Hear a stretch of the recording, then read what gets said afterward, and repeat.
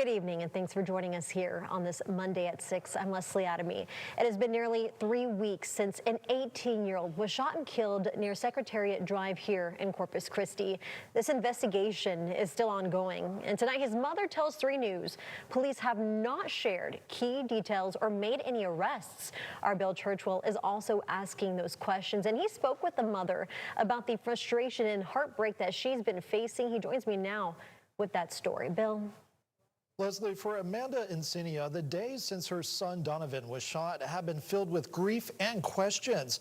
She says despite conversations with police, she still hasn't been given answers about what led to her son's death or why no arrests have been made.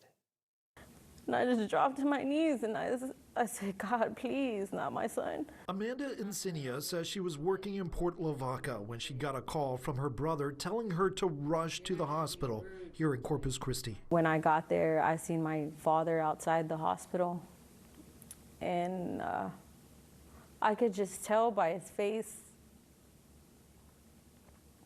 that my son didn't make it. Encinia says she was not allowed to see her son that day.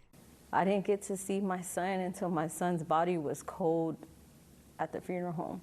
The shooting happened just a block away from Los Encinos Elementary School here outside a home he lived at on Secretariat Drive. 18-year-old Donovan Encinia had been shot multiple times during what police described as a disturbance over services rendered. We now know those services are referring to a rekey of a vehicle, according to police. For me, it'll always be Donovan. One of 9 kids, Encinia was upfront about her son not having a perfect record, but will remember him as a kid at heart who loved football and loved his siblings. He was a good kid. By all means, he wasn't perfect, but he was my kid. Several people were detained at the scene. However, they were released and no arrests have been made since. Encinia says the lack of information has made an already painful situation even harder. So I have not got no answers. I don't know what happened that day.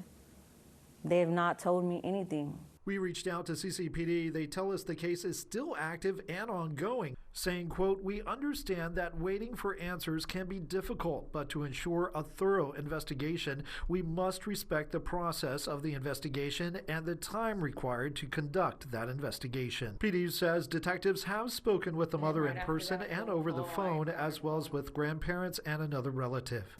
As many times as they shot towards my son,